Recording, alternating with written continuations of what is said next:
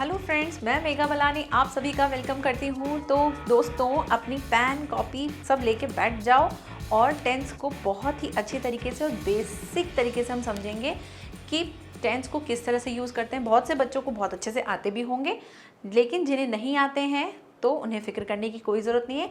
हम बिल्कुल बेसिक से पढ़ेंगे, ठीक है। तो आज हमने इससे पहले टेंस की एक बेसिक अंडरस्टैंडिंग बिठा ली थी कि टेंस होता क्या है, कौन कौन से टाइप्स होते हैं और उसमें जो बोले जाने वाली बातें हैं वो कैसी होती हैं। हमने ये सब कुछ समझ लिया था एक क्रिकेट के माध्यम से, जो आप सभी को बहुत अच्छा भी लगा था। तो आज हम समझने वाले हैं टेंस का जो हमारा दूसरा लेसन चल रहा है, उसमें हम टेंस को डिटेल में पढ़ेंगे। हमने एक समरी ली थी, अब हम हर एक टेंस के रूल्स को समझेंगे, किस तरह से प्रयोग किए जाते हैं उनको देखेंगे। तो टेंस के रूल में एक फ़ोटो आपको मैं दिखा रही हूँ, उस फोटो को अपने दिमाग में, अपने माइंड में बिल्कुल फिट कर लेना। तो वो फ़ोटो ये रही आपके सामने, ये फ़ोटो है आपकी टेंस की। मैं थोड़ा सा साइड हो जाती हूँ, ये देख लो आप, ये टेंस की फ़ोटो है। इसी को हम पूरे टेंस में पढ़ने वाले हैं। क्या पढ़ने वाले हैं थोड़ा सा समझ लेते हैं। सबसे पहले हम टेंस की बात करते तो टेंस 3 टाइप्स के थे, प्रेजेंट, पास्ट, फ्यूचर, ठीक है, ये दे रखा है। उसके बाद हमने ये भी समझा था कि काम के आधार पर जो भी आपके काल हैं, जो भी आपका समय है, उस समय में आपका काम हो रहा है, हो गया है या होने वाला है, इसके संबंध में हम बात करते थे। तो उसी को हमने वर्क के आधार पर, मतलब काम के आधार पर 4 डिवाइड कर देते थे, जिसमें था सिंपल, कंटिन्यूस, परफेक्ट और परफेक्ट कंटिन्यूस। अब क्या है, जो भी ये 4 प्रकार हैं, ये हर एक टेंस में यूज़ होंगे। जैसे पास्ट की बात करेंगे तो वहाँ पर past simple, past continuous, past perfect, past perfect continuous use होगा। ऐसे ही जब प्रेजेंट की बात करेंगे तो present simple, present continuous, present perfect and present perfect continuous. Same future की बात करेंगे जब, तब फ्यूचर में भी हम यही पढ़ेंगे, future simple, future continuous, future perfect continuous. यहाँ तक ये समझ में आ रहा है कि जो 3 हमारे टेंस हैं, उन्हीं के जो प्रकार होंगे वो भी इसी तरह से 4 होंगे। तो 4 कितने हो गए, 12 हो गए। तो हम 12 टेंस पढ़ने वाले हैं। अब इन्हीं टेंस में हम किसी बात को 4 तरीके से बोलते हैं, 4 सेंटेंस की तरह बोलते हैं। जैसे वह स्कूल जाता है, वह स्कूल जाता है। यहाँ पर जो सेंटेंस बोल रहे हैं हम कौन सा बोल रहे हैं, सिंपल बोल रहे हैं, बात को बता रहे हैं कि वह स्कूल जाता है। तो ऐसे सेंटेंस हमारे अफर्मेटिव होते हैं। अब इसी बात को अगर आप नहीं के संबंध में बोलोगे, नकारात्मक वाक्य में बोलोगे, तो वह नेगेटिव होंगे। कैसे बोलोगे, वह स्कूल नहीं जाता है, वह स्कूल नहीं जाता है। अब अगर इसे क्वेश्चन की तरह बोलेंगे, क्या वह स्कूल जाता है, तो वो बन जाएगा हमारा इंटरोगेटिव सेंटेंस। और जब हम क्वेश्चन भी कर रहे हैं और नहीं के संबंध में भी हो रहे हैं, मतलब नेगेटिव और इंट्रोगेटिव दोनों के संबंध में बोलेंगे, तब हम बोलेंगे क्या वह स्कूल नहीं जाता है। तो आपने क्या किया, एक वाक्य लिया, उसको नेगेटिव में बोला, देन इंट्रोगेटिव, उसके बाद हमने नेगेटिव इंट्रोगेटिव में बोला। तो हम जब भी एक टेंस पढ़ेंगे तो उस टेंस के इस चारों प्रकार के वाक्यों को समझेंगे। जैसे हमने प्रेजेंट सिंपल लिया, तो प्रेजेंट सिंपल में हम अफर्मेटिव, नेगेटिव इंट्रोगेटिव को समझेंगे। फिर अगर हमने प्रेजेंट कंटिन्यूस लिया, तो प्रेजेंट कंटिन्यूस में फिर हम अफर्मेटिव, नेगेटिव इंट्रोगेटिव को समझेंगे। इस तरह से जब भी हम जो भी टेंस लेंगे, उसको हम उसके चारों प्रकार के वाक्यों को समझेंगे कि उसमें किस किस तरह से रूल्स फॉलो होते हैं और वाक्य बनता है, ठीक है। तो यहाँ से हम शुरू करते हैं और आज हम पढ़ने वाले हैं हमारे 2 टेंस, जो है पहला हमारा प्रेजेंट सिंपल, दूसरा प्रेजेंट कंटिन्यूस। इन दोनों को समझेंगे, इनके रूल्स को समझेंगे, कहाँ यूज़ होते हैं, कैसे यूज़ होते हैं, उनको समझेंगे। सबसे पहले सिंपल प्रेजेंट की बात करें कि सिंपल प्रेजेंट क्या होता है। देखो, जब आप कोई बात बिल्कुल सिंपल तरीके से बोल रहे हो, प्रेजेंट में बोल रहे हो, वो प्रेजेंट सिंपल होते हैं। जो काम अभी होता है, जैसे मैं पढ़ाती हूँ, खाना खाते हैं, यानी वाक्य के अंत में क्या आ रहे हैं, ता, ते, ती, इस तरह के अंत में, हिंदी में पहचानने के लिए कि हम वाक्य के अंत में क्या बोलते हैं, ता है, ते है, ती है, तू, ते है। तो इस तरह के वाक्य होते हैं हमारे प्रेजेंट सिंपल के। अब यहाँ बात ये है कि आप पहचानोगे क्या। सबसे पहली बात तो हमें पता होना चाहिए कि यूज़ कहाँ होते हैं। जब यूज़ समझ में आएंगे तब हम उनके रूल्स को समझेंगे। तो यूज़ कहाँ होते हैं, उसका पहला यूज़ जो है वो ये है कि जहाँ पर आप अपने रूटीन के काम करते हो, दिन भर के जो प्रतिदिन के जो हम काम करते हैं, वो सभी हमारे क्या होते हैं, वो सभी हमारे सिंपल प्रेजेंट में होते हैं। जैसे मैं खेलता हूँ, मैं पढ़ता हूँ, मैं जाता हूँ, मैं खाता हूँ, ठीक है, इस तरह से सभी क्या है हमारे प्रेजेंट सिंपल की बात है जहाँ काम डेली का हो रहा है। नेक्स्ट, वह लिखता है, ही राइट्स। अब यहाँ पर हम क्या कर रहे हैं, ये भी रूटीन का बात बता रहे हैं कि वह लिखता है, जैसे यहाँ लिखना हो रहा है। नेक्स्ट एग्जाम्पल देखो, ट्रेन यहाँ आती है, तो ट्रेन यहाँ आती है, ये काम भी क्या हो रहा है, रूटीन का है। तो जितने भी काम आपके रूटीन में होते हैं, जैसे मेरी मम्मी खाना बनाती है, मेरे पापा मंदिर जाते हैं, मैं पढ़ाई करता हूँ, तो जो भी काम आप डेली रूटीन में करते हो वो सभी हमारे प्रेजेंट में होते हैं। और पहचान कैसे कर रहे हैं हम कि वाक्य के अंत में क्या आ रहे हैं, ता हूँ, ता है, ती है, ते हैं, तो ये सभी पहचान है। दूसरा इसका यूज़ क्या है, दूसरा यूज़ ये समझते हैं कि दूसरा यूज़ है इसका कि जब हम यूनिवर्सल ट्रूथ बताते हैं या जर्नल मतलब जहाँ हम सत्य की बात करते हैं वहाँ पर भी हम क्या यूज़ करते हैं, हम वहाँ प्रेजेंट की बात करते हैं। अब ये यूनिवर्सल ट्रूथ क्या है इसको समझो। जैसे लिखा है सूरज पूरब में उगता है, ये बात सत्य है, बिल्कुल सही है, ऐसा कभी नहीं है कि पश्चिम से उगेगा, पूर्व से ही उगता है। तो जो बात बिल्कुल सत्य है उसके संबंध में हम प्रेजेंट सिंपल को यूज़ करते हैं। जैसे the sun rises in the east, तो यहाँ पर हम सत्य की बात करें। जैसे मिल्क इज़ वाइट, दूध क्या है, सफ़ेद है, तो ये बिल्कुल सत्य बात है, सही बात है, दूध सफ़ेद ही होता है। तो जहाँ पर बात बिल्कुल जर्नल ट्रुथ की हो तब वहाँ हम प्रेजेंट को यूज़ करते हैं। और दूसरा हम रूटीन, डेली रूटीन में यूज़ करते हैं। तीसरा यूज़ क्या है, तीसरा यूज़ ये है टू एक्सप्रेस हैबिचुअल एक्शन। अब हैबिचुअल एक्शन मतलब जो आदतन होते हैं, मतलब जो हम आदत के तौर पे करते हैं। जैसे ऑलवेज को यूज़ करते हैं, sometimes, never, generally, usually and normally. कैसे, देखो समझो, अगर मान लो आप, जैसे हम बोलते हैं ये तो हमेशा ही झूठ बोलता है, ऐसे बोलते हैं नहीं, तो हमेशा झूठ बोलता है, वो तो हमेशा देर से आता है, तो आप ये क्या बता रहे हो, झूठ बोलता है, देर से आता है। तो यहाँ पर आप जो बोल रहे हो क्या बता रहे हो, एक तो आप बता रहे हो किसी का हैबिचुअल एक्शन कि ये तो हमेशा ऐसे ही करता है, और यहाँ पे आप क्या बता रहे हो, जैसे अगर वाक्य में देखोगे तो वही ता है, ते हैं, ती ही आ रहा है। तो पहचान सबसे बड़ी बात है कि आपको वाक्य के अंत में ता है, ते हैं, ती ही इस तरह से समझ में आएगा। और इसके यूजेस क्या हैं वो समझ रहे हैं, तो एग्जाम्पल से समझे तो जैसे वह सदा सत्य बोलता है। अब यहाँ ही ऑलवेज स्पीक्स द ट्रुथ, यहाँ वर्ब कैसे यूज हुई उनको समझेंगे। पहले हम इनके यूज़ को समझते हैं कि यूज़ कहाँ होते हैं। जब यूज़ समझ में आएगा तभी उसके रूल्स लगाएंगे कि रूल्स कहाँ लगने हैं। वाक्य को देखेंगे, समझ में आएगा, अच्छा हाँ यहाँ पे तो ये चीज़ यूज़ होनी चाहिए, तो पहले हमें रूल्स को समझना होता है। तो ये हैबिचुअल एक्शन में यूज़ होते हैं। अब जैसे मान लो समटाइम्स, तो sometimes he sometimes goes for walk, वो कभी कभी किसके लिए जाता है, वॉक के लिए जाता है। जैसे नेवर के साथ बोलो, ही नेवर टेल्स अ लाई, वह कभी झूठ नहीं बोलता है। तो जहाँ पर आप हैबिचुअल की बात करते हो, आदतन होती है, वहाँ हम प्रेजेंट सिंपल को यूज़ करते हैं। ये हो गए इसके यूज़। यहाँ तक हमने इसके यूज़ समझे थे कि यूज़ क्या क्या थे। पहला था आप जब भी डेली रूटीन की जो भी काम करते हो वहाँ हम प्रेजेंट को यूज़ करते हैं। दूसरा हमने समझा था कि कहाँ पर यूज़ होते हैं, जो भी आपके आदतन होते हैं उनके लिए यूज़ करते हैं, और यूनिवर्सल ट्रूथ जो होते हैं उनके लिए हम प्रेजेंट सिंपल को यूज़ करते हैं। अब टेंस तो समझ में आ गया कि क्या यूज़ हो रहा है। अब रूल्स को समझते हैं। तो पहला हम सेंटेंस ले रहे हैं अफर्मेटिव, जहाँ साधारण बात होती है, वो देखो अफर्मेटिव सेंटेंस, उसका स्ट्रक्चर क्या होता है, कैसे लिखते हैं। तो उसको लिखने का तरीका है, सब्जेक्ट, आपका सब्जेक्ट जो होगा एस मीन सब्जेक्ट, उसके बाद वर्ब की फर्स्ट फॉर्म, उसके बाद लगता है एस और ई एस, देन लगता है ऑब्जेक्ट। एस और ई एस को समझते हैं कि कैसे होते हैं। तो देखो रूल्स, पहला रूल क्या है, फर्स्ट रूल है हमारा पर्सन। जब अब है ना, बहुत ध्यान से समझना कि कैसे समझ रहे हैं। जैसे आप पर्सन की बात करते हो, पर्सन क्या होता है, जो भी बात करने वाला होता है, हमारा जो सब्जेक्ट होता है वो एक पर्सन ही होता है। तो पर्सन के संबंध में समझेंगे कि क्या सब्जेक्ट होगा, कब कैसे वर्ब यूज़ होगी, उसको समझने के लिए पहले हमको पर्सन पता होना चाहिए कि पर्सन क्या होता है। तो पर्सन तीन तरह के होते हैं, एक होता है फर्स्ट पर्सन, दूसरा होता है सेकंड पर्सन, तीसरा होता है थर्ड पर्सन।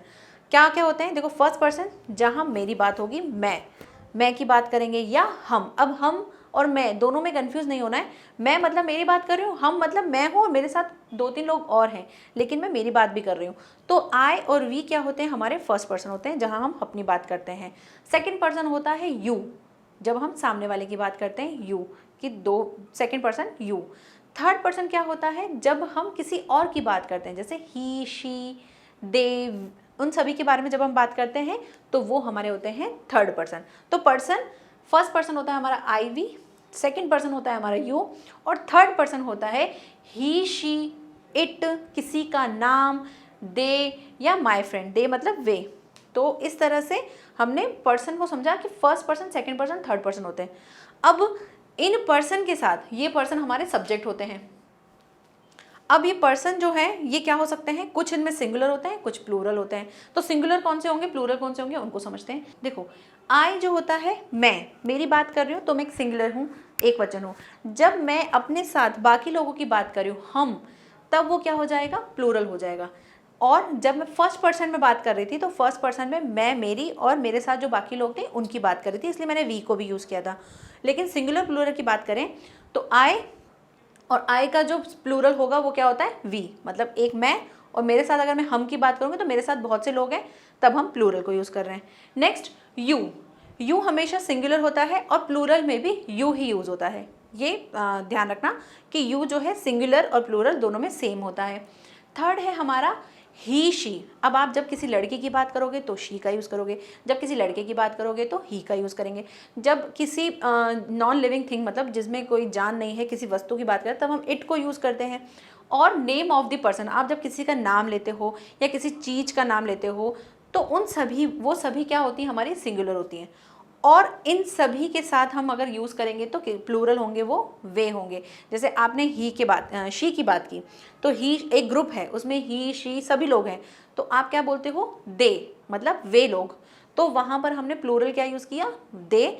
और जब सिंगुलर यूज़ करते हैं तो ही, शी, इट और नेम ऑफ द पर्सन। अब ये समझ क्यों रहे हैं, क्वेश्चन ये है। क्वेश्चन इसलिए है कि जब हम वर्ब को यूज़ करेंगे एज अ सब्जेक्ट टेंस में तो हमें पता होना चाहिए कि हमारा सब्जेक्ट कैसा है, हमारा सब्जेक्ट सिंगुलर है या प्लूरल है, हमारा सब्जेक्ट जो है कौन सा पर्सन है, फर्स्ट पर्सन है, सेकंड पर्सन है या थर्ड पर्सन है। तो इस चीज़ को समझने के लिए हमने ये सब समझा कि क्या होगा, आपके जो पर्सन है वो first person, second person, third person होते हैं, जिसमें आई और वी क्या होता है, हमारा फर्स्ट पर्सन होता है, सेकंड पर्सन ऑलवेज यू होता है, और थर्ड पर्सन में ही, शी, दे, किसी का नाम, फ्रेंड, ये सभी हमारे थर्ड पर्सन होते हैं। अब इनको समझ लिया हमने सिंगुलर प्लूरल कि सिंगुलर कौन से होंगे, जो एक वचन, बहुवचन में प्लूरल होते हैं। यू जो होता है वो ऑलवेज सिंगुलर प्लूरल सेम ही रहता है। अब इन सभी को समझ लिया, अब समझते हैं वर्ब का रूल, क्योंकि हमें वर्ब में एस या ई एस लगाना है, ये कैसे पता चलेगा, कैसे करेंगे कि वर्ब में हमें एस, उसके लिए हमको रूल समझना पड़ेगा। वो रूल क्या है, फर्स्ट रूल हमारा है, यदि सब्जेक्ट हमारा थर्ड पर्सन हो, थर्ड पर्सन कौन सा था, थर्ड पर्सन में हमारे ही, शी, किसी का नेम था, इट, ये सभी हमारे थर्ड पर्सन थे। हमारे थर्ड पर्सन में दे भी था, राइट। लेकिन इसने बोला कि थर्ड पर्सन और सिंगुलर हो, तो दे तो हमारा प्लूरल में था, तो दे को यूज़ नहीं करना। ही, शी, नेम या फिर इट ये हो तो आपको क्या करना है, आपको वर्ब के साथ क्या लगानी है, एस या ई एस लगाना है। इसका मतलब क्या है कि जितने भी बाकी सभी को छोड़ दो, मतलब आई, यू, वी, दे, इन सभी के साथ नहीं, सिर्फ ही, शी या किसी का नाम हो, किसी वस्तु का नाम हो, तो हम उनके साथ क्या लगाते हैं, वर्ब के साथ एस या ई एस लगाते हैं। ये हमारा फर्स्ट रूल हो गया।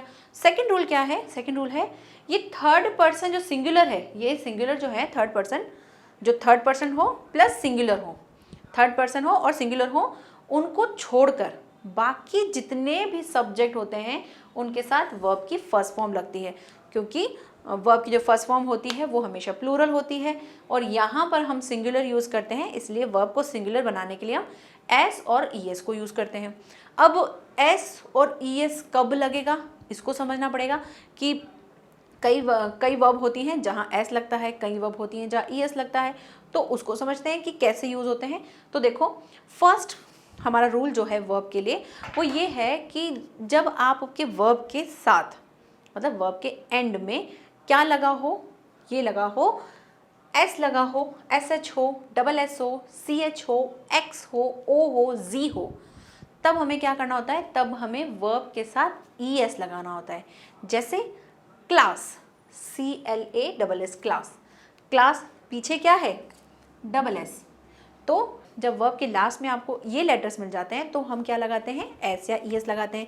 तो देखो कैसे लगाया, क्लास का क्या हो गया, क्लासेस। जैसे बॉक्स, BOX, लास्ट में क्या आया, एक्स, तो एक्स आ गया तो हम क्या लगा देंगे, ई एस, बॉक्सेस। तो इस तरह से हम इन सभी को यूज़ करते हैं जब ये लेटर्स हों किसी वर्ब के लास्ट में, तो हम लगाएंगे ईएस। दूसरा रूल क्या है? दूसरा रूल है कि जब वर्ब का लास्ट लेटर क्या हो? वाई हो। वर्ब का लास्ट लेटर क्या हो? वाई हो, और उसके पहले कोई कंसोनेंट हो। कंसोनेंट क्या होते हैं? हमारे टोटल लेटर्स कितने होते हैं अल्फ़ाबेट में? 26 होते हैं। उसमें से 5 जो होते हैं हमारे वॉवल्स होते हैं, और बाकी के जो 21 लेटर होते हैं वो हमारे कॉन्सोनेंट्स होते हैं। तो कॉन्सोनेंट्स हों तो वाई का क्या बन जाता है? आई, और बाकी को हम क्या लिख देते हैं? ईएस। कैसे? जैसे कैरी, CARRY। तो कैरी यहाँ पर क्या है? वाई। इस वाई से पहले क्या है हमारा? ये है हमारा कॉन्सोनेंट, क्योंकि वॉवल्स नहीं है, AEIOU ये नहीं है। इनको छोड़ के अगर कोई लेटर आ जाता है तो ये वाई का तो बन जाएगा आई, और फिर लगा देंगे ES, तो बन जाएगा कैरीज। तो एक बच्चे का मेरे से क्वेश्चन था इससे पहले वाले वीडियो में, तो आई थिंक उसे अपना आंसर मिल गया होगा कि हम किस तरह से वाई को यूज़ करते हैं। वाई का एक और रूल होता है, उसको देखो। यदि वर्ब का लास्ट लेटर वाई हो, अब फिर से वाई आ गया, पहले भी वाई था, यहाँ भी वाई है। अगर लास्ट लेटर वाई हो और उसके पहले कोई वॉवल हो, अब वॉवल कौन से हो जाएंगे? AEIOU। तो वॉवल को हम हिंदी में स्वर कहते हैं, ठीक है। तो अगर वॉवल हो तो आपको क्या करना है? वाई के बाद सीधा एस लगा देना है। तब हम वाई को आई में नहीं बदलेंगे और ES नहीं लगाएंगे, सिर्फ क्या लगा देंगे? एस लगा देंगे। जैसे प्रेस, जैसे प्रे। अब प्रे का क्या बन जाएगा? प्रेस। क्यों? क्योंकि वाई से पहले क्या दे रखा है हमें? वॉवल दे रखा है, ए दे रखा है ना, तो इसलिए वाई के बाद हमने एस लगा दिया। दूसरा देखो, प्ले, PLAY, प्ले। वाई से पहले क्या है? हमारा वॉवल है ए, तो ए का क्या इसमें क्या बन प्ले का प्लेस हो जाएगा। तो वर्ब, आपको वर्ब में एस या ES कैसे लगाना है वो हमने समझ लिया। अगर आपके S, SH, SS, CH, X, O, Z ये हों तब तो हम ES लगाएंगे, और अगर इनमें से ये और कुछ नहीं हो तब हम क्या लगा देंगे? सिंपल एस लगा देंगे। अगर वाई में लेटर, वाई के बाद जो है वो लेटर्स हों आपके, कौन से? कॉन्सोनेंट्स हो, तब हम लगाएंगे IES, और अगर कॉन्सोनेंट नहीं हो, वॉवल्स हो, तब हम लगा देंगे एस। तो ये वर्ब के संबंध में हो गया। अब देखो, अफर्मेटिव सेंटेंस जो है सिंपल वाले, उसमें हमें सब्जेक्ट तो पता है, वर्ब के रूल को हमने समझ लिया कि कैसे लगाना है, और हमने ये भी समझ लिया कि कब किस तरह से यूज़ करते हैं। तो अब तक जितने भी हमने समझे थे, इससे पहले हमने जितने भी सेंटेंस किए थे कि वह खेलता है, वह नाचता है, वह गाता है, वह खाता है, वह पीता है, तो यहाँ पर जितने भी हम यूज़ कर रहे थे, हम किस तरह से यूज़ कर रहे थे? वर्ब के साथ यूज़ करते हैं, ठीक है। अब एक एग्जाम्पल से समझ लेते हैं कि इनको किस तरह से यूज़ करना है। जैसे मैंने बोला, I play cricket, I play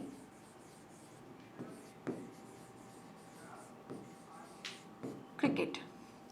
अब यहाँ देखो, आई प्ले क्रिकेट, मैं क्रिकेट खेलता हूँ। मैंने क्या बोला था कि वर्ब लगानी है, एस या ES कैसे लगाना है वो आपको देखना है। आपका सब्जेक्ट क्या है? तो मेरा सब्जेक्ट आई है। हमने कहा था थर्ड पर्सन और सिंगुलर हो, मतलब ही, शी, इट या किसी का नाम हो, तब हम लगाते हैं वर्ब के साथ एस या ES। और अगर आई, यू, वी, दे ये सभी होंगे तो हम क्या लगाते हैं? हम लगाते हैं सिंपल वर्ब। तो आई प्ले क्रिकेट। अगर मैंने इसी का दूसरा सेंटेंस बना दिया और लिख दिया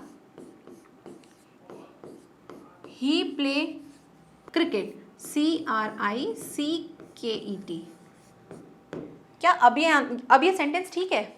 ये सेंटेंस नहीं ठीक है। क्यों? क्योंकि यहाँ पर अब मेरा सब्जेक्ट जो है वो मेरा थर्ड पर्सन है और सिंगुलर है, तो सिंगुलर के साथ हम हमेशा क्या लगाते हैं? वर्ब में एस या ES लगाते हैं। और वाई है और उससे पहले वॉवल है, ए है, तो हमने वाई के साथ एस लगा दिया, तो बन गया ही प्लेज क्रिकेट। तो इस तरह से आपको देखना है कि आपकी वर्ब कैसे यूज़ हो रही है। अब देखो, हमने समझ लिया था कि अफर्मेटिव में क्या होता है, वर्ब के साथ कैसे लगाना। तो फर्स्ट देखो, सेंटेंस लिखा है मैं खेलता हूँ, मैं खेलता हूँ, आई प्ले। तो यहाँ पर मेरा जो सब्जेक्ट है वो क्या है? वो है मेरा सिंगुलर, मेरा वो सब्जेक्ट है आई। तो आई के साथ हम ऑलवेज क्या लगाते हैं? वर्ब लगाते हैं विदाउट एस या ES। तो आई हो गया। कौन सा है? फर्स्ट। हमें सिर्फ ये देखना है जब हमारा जो सब्जेक्ट हो वो थर्ड पर्सन हो और सिंगुलर हो, तभी हम एस या ES लगाते हैं। तो आई के साथ प्ले हो गया। नेक्स्ट, ही राइट्स, वह लिखता है। अब ही क्या है? थर्ड पर्सन है। थर्ड पर्सन के साथ हमने वर्ब में क्या लगाते हैं? एस या ES। कैसे लगाया? राइट लिखा है, WRITE, ई लिखा है, हमने सिर्फ क्या लगा दिया? एस लगाया, तो बन गया राइट्स। नेक्स्ट, ट्रेन यहाँ आती है। ट्रेन यहाँ आती है, द ट्रेन। ओके, अब वर्ब क्या है हमारी, कम, यहाँ आती है तो ट्रेन क्या है, सिंगुलर है, किसी थिंग का नाम है, तो हमने द ट्रेन, अब कम के साथ क्या लगाएंगे, ES। कैसे, COME कम होता है, इसके साथ लगा दिया S तो हो गया कम्स हेयर, हेयर मतलब यहाँ।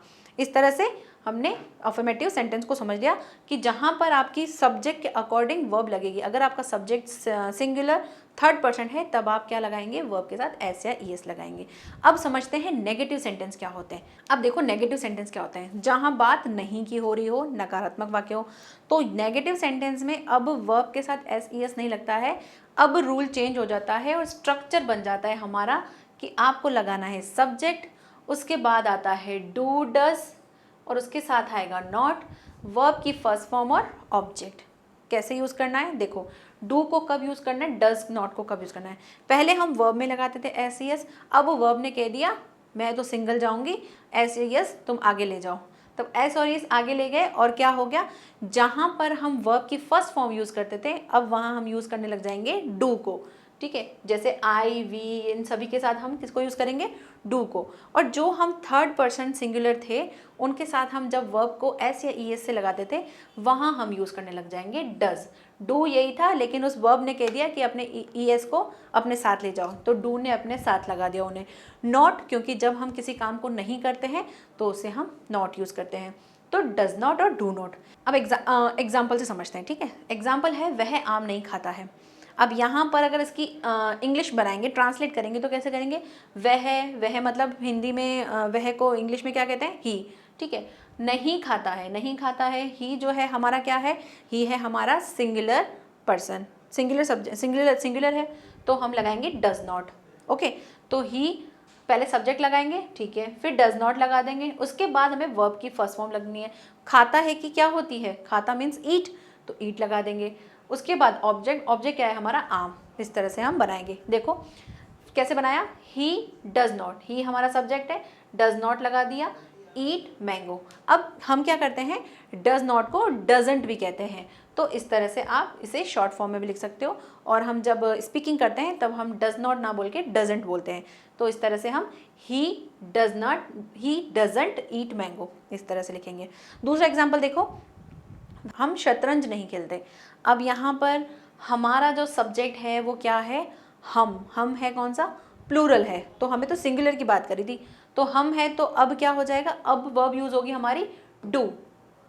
ठीक है, प्लूरल के साथ हम डू यूज़ करते हैं। देखो कैसे, वी डोंट प्ले चेस, तो वी हम की हिंदी क्या हुई, वी ले लिया सब्जेक्ट। उसके बाद डू और डू नॉट में क्या लगाएंगे भाई, डू लगाएंगे, तो डू नॉट हो गया, तो डोंट हो गया।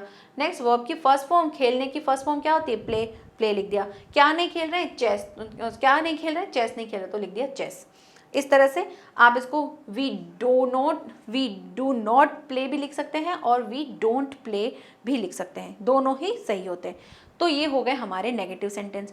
अब समझते हैं इंटरोगेटिव सेंटेंस क्या होते हैं। कि इंटरोगेटिव जहाँ आप क्वेश्चन करते हो और उसका जो स्ट्रक्चर होगा वो कैसा होता है, जो भी आपकी हेल्पिंग वर्ब है, जो भी डू डज, हमारी हेल्पिंग वर्ब प्रेजेंट की जो है वो डू और डज है, तो डू और डज को हम वर्ब सब्जेक्ट के आगे लगा देंगे क्वेश्चन करने के लिए, उसके बाद लगा देंगे सब्जेक्ट, उसके बाद वर्ब की फर्स्ट फॉर्म और ऑब्जेक्ट।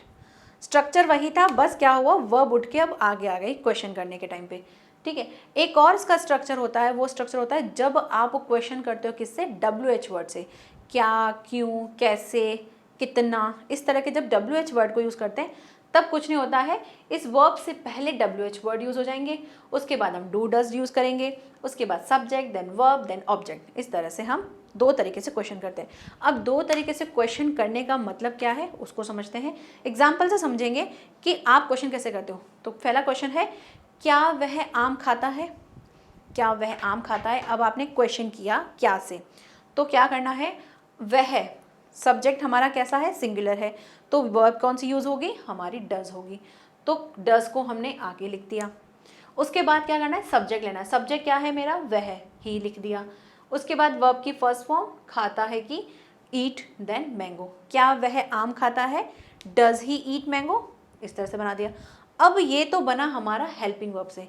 तो जितने भी हम हेल्पिंग वर्ब से क्वेश्चन बनाते हैं, आप उनके आंसर कैसे दोगे, या तो यस में दे सकते हो या नो में दे सकते हो। आपको उसके लिए डिटेल में आंसर देने की जरूरत नहीं है। जैसे यहाँ पूछा क्या वह आम खाता है, हाँ खाता है तो बोल दोगे यस, नहीं खाता बोल दोगे नो, बात खत्म, वही आंसर सामने वाले को मिल गया। लेकिन जब WH वर्ड से क्वेश्चन करते हैं तब आप एक यस या नो में आंसर नहीं दे सकते हो, आपको उसका रीज़न देना पड़ता है, डिटेल में बताना पड़ता है उस आंसर को। कैसे, जैसे यही सेंटेंस है, अब इसका WH वर्ड से अगर यूज़ करेंगे तो देखो क्या लिखा है, वह आम क्यों नहीं खाता है। अब यहाँ देखो कैसे समझ में आ रहा है, वह आम क्यों नहीं खाता, यहाँ क्वेश्चन कर दिया क्यों, तो क्यों की हिंदी क्या होती है, क्यों की हिंदी होती है वाई। तो मुझे क्या करना है, पहले WH वर्ड लेना है, तो ले लिया WH वर्ड वाई। उसके बाद डू और डज लेना है, तो वह की क्या होती है, वह तो डज होता है, सिंगुलर है, तो हमने ले लिया वाई डज। अब सब्जेक्ट लेना है, सब्जेक्ट क्या है मेरा ही, देन वर्ब, उसके बाद मैंगो हमारा ऑब्जेक्ट। तो इस तरह से हमने यूज़ किया। अब दोनों में डिफरेंस समझो कि क्या है। दोनों में हम क्वेश्चन कर रहे थे, पहले में भी क्वेश्चन किया, दूसरे में भी क्वेश्चन कर रहे हैं, इंटरोगेटिव ही है।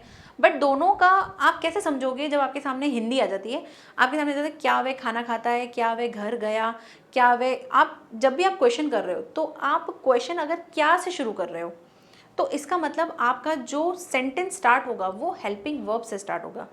और जब आप हिंदी में क्वेश्चन कर रहे हो किसी WH वर्ड के साथ कि वह वहाँ क्यों गया, तब आपका जो क्वेश्चन स्टार्ट हो रहा होगा वो क्या से नहीं, किसी सब्जेक्ट से शुरू हो रहा होगा कि वह आम क्यों नहीं खा रहा। क्वेश्चन तो यहाँ भी कर रहे हैं, क्वेश्चन यहाँ भी कर रहे हैं, लेकिन जब हेल्पिंग वर्ब से शुरू हो रहे होंगे तब आपके सेंटेंस जो होंगे वो क्या से शुरू हो रहे होंगे, ठीक है। और जब हम किससे शुरू करते हैं, जब आपके WH वर्ड से होंगे तो आपके सब्जेक्ट से शुरू हो रहे होंगे। तो जब आपके सामने कोई सेंटेंस आएगा तो पहचानोगे कैसे कि इसमें WH वर्ड से यूज़ करना है या हेल्पिंग वर्ब से। तो उसका पहचानने का यही तरीका है कि अगर क्या से शुरू हो रहा है। अब आपके मन में क्वेश्चन आएगा कि मैम व्हाट का मतलब भी तो क्या होता है, तो उसको आप क्वेश्चन करके देखो। अगर आप बोल रहे हो कि ये तुमने क्या पहना है, ये तुमने क्या पहना है, तो क्या पहना है, क्या पहना है, ये क्या जो है किस में आया है, सेंटेंस के बीच में आया है। सेंटेंस के पहले जब भी कभी क्या यूज़ होगा तो वो हेल्पिंग वर्ब से यूज़ होने वाले सेंटेंस होंगे। बाकी हम पहचान लेंगे, अगर ता है, ते हैं, ती हैं आ रहा है, दैट मीन्स इसकी जो हेल्पिंग वर्ब हो रही होगी वो डू या डज में से होगी, तो हम डू डज लगा के कर लेंगे क्वेश्चन, ठीक है। तो इस तरह से इंटरोगेटिव हो गए। एक और एग्जाम्पल से समझते हैं, क्या तुम बाजार जाते हो। अब यहाँ पर क्या, तुम आ गया, तो तुम क्या है, हमारा सिंगुलर सब्जेक्ट नहीं है, ठीक है। तो हमने तुम को जो यूज़ किया है, तुम जो है यू होता है, और यू के साथ हम क्या लगाएंगे, डू लगाएंगे। हेल्पिंग वर्ब से स्टार्ट हो रहा है, क्या से स्टार्ट हो रहा है, दैट मीन्स सबसे पहले हम लगाएंगे हमारी हेल्पिंग वर्ब। तो हेल्पिंग वर्ब क्या है, डू या डज में से डू लगा दिया। उसके बाद सब्जेक्ट, तो सब्जेक्ट क्या है, यू। उसके बाद वर्ब क्या है, गो, कहाँ जा रहा है, to the market, to the market लगा दिया। क्वेश्चन है तो इसलिए क्वेश्चन मार्क लगाना ज़रूरी है, ओके। अब इसको समझते हैं, अगर ये WH वर्ड से होता तब क्या करते हैं। WH वर्ड से होगा तो नेक्स्ट है तुम बाजार कब जाते हो। अब यहाँ देखो WH वर्ड कौन सा है, अब क्वेश्चन जो हो रहा है वो WH वर्ड से हो रहा है, कब से। तो कब की इंग्लिश क्या होती है, वैन। अब वैन, उसके बाद क्या लगाएंगे, हेल्पिंग वर्ब लगाएंगे, तो हेल्पिंग वर्ब लगा दिया डू के बाद सब्जेक्ट क्या है मेरा, तुम, तो you. Go to the market, go मेरी क्या है, वर्ब, टू द मार्केट। तो इस तरह से हमने बना लिया। ये हो गए हमारे इंट्रोगेटिव। अब है नेगेटिव इंट्रोगेटिव सेंटेंस कैसे होते हैं, जहाँ आप क्वेश्चन भी कर रहे हो और नहीं की भी बात हो रही है। कैसे होते हैं, क्या तुम कल बाजार नहीं, अब नेगेटिव भी हो इंट्रोगेटिव भी हो। जैसे क्या तुम नहीं खेलते हो, क्या तुम बाजार नहीं जाते हो, तो क्या तुम बाजार नहीं जाते हो, तो यहाँ क्वेश्चन भी कर रहे हो और नहीं की भी बात हो रही है। तो ऐसे सेंटेंस क्या होते हैं, नेगेटिव इंट्रोगेटिव सेंटेंस होते हैं। उनका स्ट्रक्चर क्या होता है, उनका स्ट्रक्चर सेम वैसा ही होता है, बस नॉट लग जाता है। कैसे लगता है, जब हम क्या बोलेंगे, स्ट्रक्चर में बोलेंगे WH वर्ड, फिर आपकी वर्ब जो भी है डू या डज उसे यूज़ करते हैं, उसके बाद सब्जेक्ट आता है, देन नॉट, फिर वर्ब की फर्स्ट फॉर्म और ऑब्जेक्ट। ध्यान से फिर से देखना, WH वर्ड वही आएंगे, डू डज भी वैसे ही आएगा। अब सब्जेक्ट के बाद नॉट लगाना है। हमेशा हम क्या करते हैं, हेल्पिंग वर्ब के साथ नॉट को यूज़ करते हैं ना, यहाँ पर जो है वो सब्जेक्ट के बाद नॉट यूज़ करना है, बाकी सब वैसा ही है, वर्ब की फर्स्ट फॉर्म और ऑब्जेक्ट। एक और स्ट्रक्चर देख लो, ये तो हम जब ये स्ट्रक्चर यूज़ करते हैं, जब हम राइटिंग की बात करते हैं, जब हम लिखने की बात करते हैं, तब हम ये स्ट्रक्चर फॉलो करते हैं। और जब हम स्पीकिंग की बात करते हैं, जब हम बोलते हैं, तब हम कुछ इस तरह से बोलते हैं। कैसे बोलते हैं, जो भी आपका, अब इसमें भी WH वर्ड हो सकता है, तो अगर आपका WH वर्ड है, देन अब वर्ब के साथ क्या लग रही है, नॉट लग रहा है, डू नॉट या डोंट, डज नॉट या डजंट। आप नॉट के पहले फर्स्ट स्ट्रक्चर में हम क्या कर रहे थे, डू डज लिखने के बाद सब्जेक्ट फिर नॉट को यूज़ कर रहे हैं, जो एज अ राइटिंग करेक्ट होता है। लेकिन जब हम बात करने के टाइम बोलते हैं, स्पीकिंग में बोलते हैं, तब हम डोंट या डजंट लेते हैं, मतलब नॉट को हेल्पिंग वर्ब के साथ ही लगा देते हैं। तो डोंट या डजंट सब्जेक्ट, वर्ब की फर्स्ट फॉर्म, देन ऑब्जेक्ट। ये दोनों ही ठीक है, आप दोनों ही यूज़ कर सकते हो, दोनों में से कोई भी रॉन्ग नहीं होगा, दोनों ठीक होते हैं। तो इस तरह से इसके दो स्ट्रक्चर बन गए। फर्स्ट जो होता है वो राइटिंग के पर्पज से लिया जाता है, और सेकंड जो है वो हम स्पीकिंग के टाइम बोले जाते हैं। हम स्पीकिंग में इस तरह से नहीं बोलते हैं डू यू नॉट, इस तरह से नहीं, हम डोंट बोल देते हैं, डोंट यू गो, इस तरह से बोलते हैं।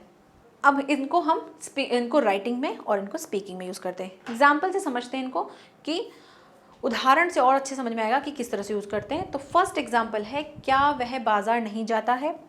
अब यहाँ समझना, क्या वह बाजार नहीं जाता है, नहीं की भी बात हो रही है और क्वेश्चन भी किया जा रहा है। अब दिमाग में अभी से घंटी बज जानी चाहिए कि क्या यूज़ हो रहा है, दैट मीन्स किससे होना चाहिए, हमारा हेल्पिंग वर्ब से यूज़ होना चाहिए।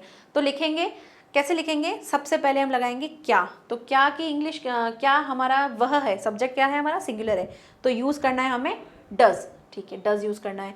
दोनों स्ट्रक्चर से समझेंगे, पहला स्ट्रक्चर भी समझेंगे, दूसरा स्ट्रक्चर समझेंगे। पहले हम फर्स्ट वाला समझते हैं। क्या करेंगे, डू लगाएंगे, उसके बाद हम अपना सब्जेक्ट लगाएंगे, सब्जेक्ट क्या होगा मेरा ही, उसके बाद नॉट लगाएंगे, फिर वर्ब की फर्स्ट फॉर्म, देन ऑब्जेक्ट। दूसरे स्ट्रक्चर में हम डू के साथ ही नॉट को लगा देंगे, फिर सब्जेक्ट लगाएंगे। देखो, first, does he not go to market, क्या वह मार्केट नहीं जाता है। Next, doesn't he go to the market, क्या वह मार्केट नहीं जाता। दोनों की हिंदी सेम होगी, सिर्फ लिखने का तरीका, लिखने के समय हम इस तरह से लिखते हैं और बोलने के समय में हम इस तरह से बोलते हैं, दोनों ही करेक्ट है। तो डज पहले वाले के अकॉर्डिंग डज, उसके बाद subject not go to market, और नेक्स्ट वाले में डजंट, डज के साथ ही नॉट लग गया, doesn't he go to market. Okay, इस तरह से हमने इसको समझा। एक और एग्जाम्पल से और समझते हैं जिसमें और क्लियर हो जाएगा। देखो, नेक्स्ट है, क्या वे फुटबॉल नहीं खेलते। अब यहाँ पे फिर से क्वेश्चन कैसा है, क्या से स्टार्ट हो रहा है, दैट मीन्स मेरी हेल्पिंग वर्ब से स्टार्ट हो रहा है। तो लिखेंगे, क्या वे फुटबॉल नहीं खेलते। अब आप खुद से ही वीडियो को पॉज करो और बनाना शुरू कर दो। अगर आपको समझ में आ गया कि हाँ यहाँ पे ये रूल फॉलो हो रहा है, तो यहाँ पे इस तरीके से आपको आ जाएगा समझ में। तो क्या की इंग्लिश क्या होगी वो लिख दो। वे यूज़ हो रहा है, सब्जेक्ट क्या है उसके अकॉर्डिंग हमें वर्ब लगानी है, वो ध्यान देना। देन हमको सब्जेक्ट के बाद नॉट लगाना है, अगर रिटर्न के अकॉर्डिंग देखें तो नॉट लगा देना। उसके बाद खेलते हैं कि क्या होती है वो लिखेंगे, उसके बाद फुटबॉल। तो जिसे समझ में आ गया, पॉज करके अपने सेंटेंस को अपनी नोटबुक में लिख दो। अब यहाँ पे चेक करो कि ये सही सेंटेंस बना है या नहीं बना है। तो देखो, जिन्होंने सही समझा है स्ट्रक्चर को, तो वो तो बिल्कुल सही बना लेंगे कि हाँ डू लगेगा, दे नॉट प्ले फुटबॉल। और इसी का अगर स्पीकिंग फॉर्म में देखेंगे तो लिख देंगे डोंट दे प्ले फुटबॉल। तो दोनों सही हैं, कंफ्यूज मत होना कि कौन सा लिखें, आप दोनों बोल भी सकते हो, दोनों लिख भी सकते हो, कोई गलत नहीं है। नेक्स्ट देखते हैं, अब यहाँ पे हमें प्रेजेंट सिंपल जो है वो समझ में आ गया कि प्रेजेंट सिंपल जहाँ पर काम जो है प्रेजेंट में हो रहा होता है, जहाँ वाक्य कैसे हो, ता है, ते हैं, ती है, इस तरह से शुरू होते हैं। इनके रूल समझ लेते हैं कि प्रेजेंट सिंपल जो होता है जिसमें अफर्मेटिव सेंटेंस होते हैं वो किस तरह से होते हैं, वहाँ पर हम वर्ब के साथ एस और ई एस लगाते हैं। कब एस लगाते हैं, कब ई एस लगाते हैं, वो भी हमने समझ लिया था। कब बिल्कुल वर्ब की फर्स्ट फॉर्म ही लिखनी है वो भी समझा, कि जहाँ पर आपका सब्जेक्ट जो हो वो सिंगुलर हो और थर्ड पर्सन हो, तब हम सिंगुलर मतलब कि एक वचन हो, और क्या हो वो थर्ड पर्सन हो, मतलब ही, शी, इट, इनके लिए यूज़ हो रहा हो, या किसी के नाम के लिए जो थर्ड पर्सन की बात हो रही हो, तब हम क्या यूज़ करते हैं, वर्ब के साथ एस और ई एस यूज़ करते हैं। और बाकी सभी के साथ हम क्या यूज़ करते हैं, वर्ब की फर्स्ट फॉर्म यूज़ करते हैं। यहाँ तक तो सबको कहानी समझ में आ गई। अब आगे समझते हैं प्रेजेंट कंटिन्यूअस। कंटिन्यूअस क्या होता है, जहाँ काम जो है वो क्या हो रहा हो, लगातार चल रहा हो, उसके लिए हम कंटिन्यूस को बोलते हैं। जैसे मैं बोल रही हूँ, मैं पढ़ा रही हूँ, आप लोग मुझे देख रहे हो, ये सभी काम क्या है, कंटिन्यूस है, चल रहे हैं लगातार और प्रेजेंट में चल रहे हैं। तो ये सारे क्या होते हैं, प्रेजेंट टेंस होते हैं। तो प्रेजेंट कंटिन्यूस को समझते हैं कि प्रेजेंट कंटिन्यूस में भी वही हमारे 4 सेंटेंस बनते हैं और सभी का एक स्ट्रक्चर होता है, उसको समझते हैं। तो फर्स्ट है हमारा अफर्मेटिव सेंटेंस, जहाँ साधारण बात हो रही है कि मैं पढ़ा रही हूँ, आप मुझे देख रहे हो, तो यहाँ पर मैं कोई नहीं वाली बात नहीं कर रही हूँ, ना मैं क्वेश्चन कर रही हूँ, ना ही मेरा नेगेटिव इंट्रोगेटिव क्वेश्चन है, सिर्फ रहा है, रही है, रहे हैं, इस तरह से चल रहा है, तब हम प्रेजेंट कंटिन्यूस को यूज़ करते हैं। रूल्स क्या है वो देखते हैं कि स्ट्रक्चर क्या होता है। तो पहला स्ट्रक्चर है, जब अफर्मेटिव का है हम यूज़ करते हैं subject, is, am, are, verb, verb के साथ आईएनजी और ऑब्जेक्ट। अब पहले हम सिर्फ प्रेजेंट में जो था सिंपल में हम सिर्फ वर्ब को लेते थे, यहाँ हम वर्ब के साथ क्या लगाएंगे, आईएनजी लगाते हैं, और हमारी जो हेल्पिंग वर्ब होंगी वो कौन सी होंगी, इज, एम, आर। अब इज, एम, आर कहाँ यूज़ होती है उसको समझ लो। आई जो होता है मैं, उसके साथ हम हमेशा क्या यूज़ करते हैं, एम को यूज़ करते हैं। आई के साथ हम एम यूज़ करते हैं।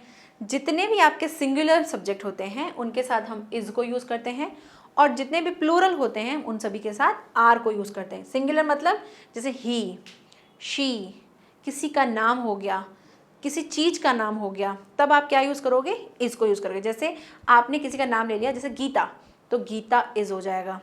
अगर आपने बॉय का नाम लिया, जैसे आपने बॉय बोला तो बॉय इज। अगर आपने बॉयज़ बोल दिया, बहुत सारे लड़के बोल दिया, तब वो प्लूरल हो गया, तब हम आर को यूज़ करेंगे, बॉयज़ आर। बॉय की बात कहेंगे, एक बॉय की बात बोल रहे हैं तो इसको यूज़ करेंगे। जब बॉयज़ कह दिया तब हम आर को यूज़ करेंगे कि बहुत सारे लड़कों की बात हो रही है। और आई के साथ हमेशा एम यूज़ होता है, बाकी एम किसी के साथ यूज़ नहीं होता। तो ये तो वर्ब के रूल समझ में आ गए। अब सेंटेंस देखते हैं कि सेंटेंस कैसे होता है। फर्स्ट सेंटेंस देखो, सरला गाना गा रही है, सरला गाना गा रही है, गा रही है, रही है, रहे हैं, रही है, रहे हैं, रही है, रहा है, इस तरह से आता है। तो सरला हमारी क्या है, सिंगुलर है, तो सरला इज। अब क्या लगाना है, वर्ब के साथ आईएनजी, तो सिंग, सिंग के साथ क्या लगा देंगे, सिंग मतलब गाना, गाने के साथ आईएनजी, सिंग के साथ आईएनजी लगाएंगे तो बन जाएगा सिंगिंग ए सॉन्ग, मतलब एक गाना गा रही है। दूसरा एग्जाम्पल देखते हैं, मैं स्कूल जा रही हूँ, मैं स्कूल जा रही हूँ, यहाँ मेरी बात हो रही है, मैं, तो आई के साथ हम क्या यूज़ करते हैं, एम को यूज़ करते हैं, तो आई एम। जाने की क्या होती है इंग्लिश, जाने की इंग्लिश होती है गो, गो में क्या लगा देंगे, आईएनजी लगा देंगे, तो हो जाएगा गोइंग। गोइंग कहाँ जा रही है, स्कूल, गोइंग टू स्कूल। एक और एग्जाम्पल देखो, तुम लिख रहे हो, तुम लिख रहे हो, तुम कौन है, ना तो वो आई है ना ही वो सिंगुलर है, तो तुम क्या हो गया, तुम जो है वो सिंगुलर प्लूरल दोनों के लिए यूज़ होता है। यू जो है वो as a singular as a plural दोनों के लिए यूज़ होता है। तो यू के साथ हम क्या लगाएंगे, प्लूरल के रूल्स लगाते हैं हमेशा। तो यू, तुम लिख रहे हो, यू आर राइट, मतलब लिखना होता है, आईएनजी लगा दिया, राइटिंग, तो यू आर राइटिंग। तो प्रेजेंट कंटिन्यूस में कोई काम चल रहा होता है और हम क्या लगाते हैं, अफर्मेटिव में हम इज, एम, आर लगाते हैं और आईएनजी के साथ यूज़ करते हैं। अब इसी का अफर्मेटिव का अगर मैं नेगेटिव बनाऊंगी तो क्या हो जाएगा, वर्ब के साथ क्या लग जाएंगी, अब स्ट्रक्चर चेंज हो जाएगा और बन जाएगा नॉट लग जाएगा। जो भी आपकी हेल्पिंग वर्ब है उसके साथ नॉट लगेगा, बाकी सब एज इट इज होगा। सब्जेक्ट आपकी वर्ब, उसके बाद नॉट, वर्ब के साथ आईएनजी, देन ऑब्जेक्ट एंड खत्म। कैसे करना है, अब वाक्य कैसा होगा, वह गाना नहीं गा रही है, बच्चे स्कूल नहीं जा रहे हैं, नहीं, नहीं, ठीक है, जहाँ नहीं और जा रहे हैं, इस तरह से वाक्य होते हैं। तो फर्स्ट सेंटेंस देखो, वह हमारे घर नहीं आ रही है, वह हमारे घर नहीं आ रही है। अब यहाँ वह जो है वो, अब देखो आ रही है, तो यहाँ गलती नहीं करनी है, ही नहीं लगाना है, रही है, लड़की की बात हो रही है, तब हम क्या लगाएंगे, शी, तो लिखेंगे शी। अब शी क्या है, सिंगुलर है, तो इज लगा दिया, शी इज, नहीं की बात हो रही है, तो she is not coming to our home, तो कमिंग, कम में आईएनजी लगा देंगे तो क्या बन जाएगा, कमिंग, ई हट जाएगा, कमिंग हो जाएगा, कमिंग टू आवर होम, वह हम, और मतलब आर मतलब हमारे घर, होम मतलब घर।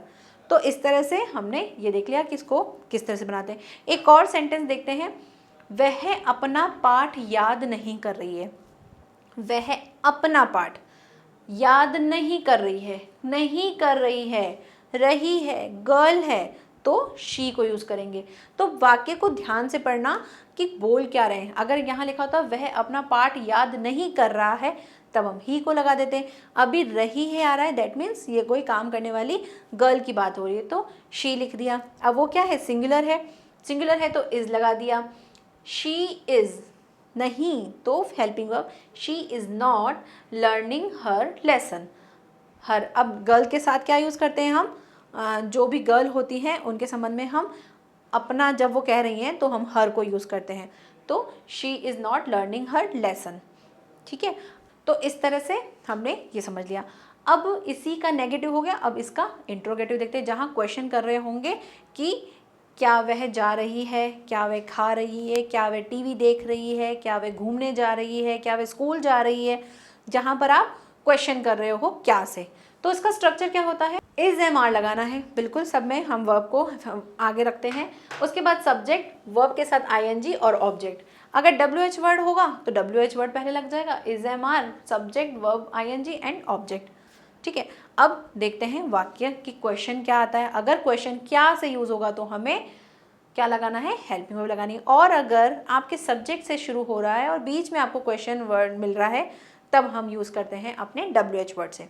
तो देखो, क्या वह पार्टी में आ रही है, क्या वह पार्टी में आ रही है, यहाँ क्या आ गया, तो हमें देखना है कि सेंटेंस कौन सा है। सेंटेंस है क्या वह पार्टी में आ रही है मतलब प्रेजेंट कंटिन्यूअस है। अब प्रेजेंट कंटिन्यूअस की हेल्पिंग वर्ब याद करो कि प्रेजेंट कंटिन्यूअस में हेल्पिंग वर्ब कौन सी लगती है, इज एम आर लगती है। आई के साथ एम लगता है, ठीक है। इज कब लगता है, सिंगुलर के साथ, और बाकी के साथ आर लगता है। तो मेरी वह है, तो वह मेरी क्या है, सिंगुलर है, तो सिंगुलर में हमने क्या लगा दिया, इज लगा दिया, तो हेल्पिंग वर्ब होगी इज। उसके बाद हमने लिखा subject, coming to the party, coming मतलब वर्ब के साथ आईएनजी लगाना है, लगा दिया, वर्ब के साथ ING, then object, to the party. तो इस तरह से हमारा सेंटेंस बन गया। दूसरा देखते हैं, अगर सेंटेंस आ जाता है, आपको ट्रांसलेशन करना हो, ये इंग्लिश नहीं लिखा हो और पूछा जाए कि इसका ट्रांसलेशन करो, तो सबसे पहले दिमाग में क्या आना चाहिए, वो सबसे बड़ा कन्फ्यूजन होता है कि करना क्या है। ट्रांसलेशन तो करना है, लेकिन करना क्या है, तो उसके लिए स्टेप को ध्यान रखो कि स्टेप सबसे पहला है कि आप सेंटेंस को देखो कि सेंटेंस किस टेंस का है। सेंटेंस है आ रही है, मतलब ये है प्रेजेंट कंटिन्यूअस का। अब ये देखो कि क्वेश्चन कैसे हो रहा है, अच्छा क्वेश्चन हो रहा है, ठीक है, क्वेश्चन हो रहा है, तो सेंटेंस जो है वो इंट्रोगेटिव सेंटेंस है। ट्रांसलेशन करते समय सबसे बड़ी प्रॉब्लम यही आती है हमको कि हमको समझ में नहीं आता कि करना क्या है। करना ये होता है कि पहले तो हमें टेंस को पहचानो कि टेंस कौन सा है। टेंस है आ रही है, दैट मीन्स ये है हमारा प्रेजेंट कंटिन्यूअस, ठीक है, पहला हमें ये पहचान मिल गई। दूसरा ये पहचानो कि जो काम हो रहा है, दूसरा ये देखो कि सेंटेंस कैसा है। दूसरा देखना है कि सेंटेंस कैसा है, मतलब सिंपल है, अफर्मेटिव है, नेगेटिव है, इंट्रोगेटिव है या नेगेटिव इंट्रोगेटिव है, तो ये इंट्रोगेटिव सेंटेंस है, ठीक है। दूसरी बात समझ में आ गई। अब तीसरा ये देखना है कि यहाँ जो यूज़ हो रहा है वो WH वर्ड से हो रहा है या मेरी हेल्पिंग वर्ब से हो रहा है। तो उसके लिए हमें पहचान आती है, अगर क्वेश्चन क्या से शुरू हो रहा है, इसका मतलब है कि हमारा जो स्टार्ट होगा ट्रांसलेशन वो हेल्पिंग वर्ब से होगा। और अगर हमारे सब्जेक्ट के साथ शुरू हो रही है और कहीं बीच में हमें क्वेश्चन पूछा जा रहा है, तब हम क्या यूज़ करेंगे, हमारा WH वर्ड यूज़ करेंगे। तो यहाँ क्यों है और वो कैसे यूज़ हो रहा है, हमारे WH वर्ड है। तो क्यों की इंग्लिश क्या होती है, वाई होती है, लिख दिया वाई। स्ट्रक्चर के हिसाब से अब क्या लगाना होता है, हेल्पिंग वर्ब लगानी होती है। तो वह की बात हो रही है, शी की बात हो रही है, तो इज लग जाएगा। फिर वह, she coming to the party, हमें पता है वर्ब के साथ आईएनजी लगता है, ये हमारे कंटिन्यूअस का रूल है, और इस तरह से हमने बना दिया। नेक्स्ट एग्जाम्पल और देखते हैं, क्या तुम कल स्कूल जा रहे हो। क्या काम करना है, ट्रांसलेशन अभी तो दे रखा है, नहीं दे रखा होता तब क्या करते हैं कि क्या तुम कल स्कूल जा रहे हो। सबसे पहले ये पहचानो कि हमारा जो वाक्य है वो किस टेंस का है, वो है प्रेजेंट कंटिन्यू का। दूसरा देखना है कि कौन सा सेंटेंस बन रहा है, इंटरोगेटिव बन रहा है, ठीक है।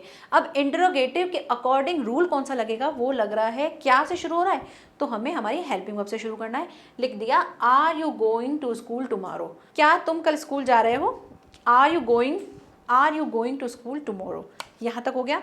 अब इसी सेंटेंस को मैं आपको WH वर्ड में दूंगी और आपको क्या करना है, आपको वीडियो को पॉज करना है और उसका ट्रांसलेशन करना है, वो आपके लिए होमवर्क है। तो देखो मैंने यहाँ लिखा, क्या तुम कल स्कूल जा रहे हो। अब लिख दिया, तुम स्कूल क्यों जा रहे हो।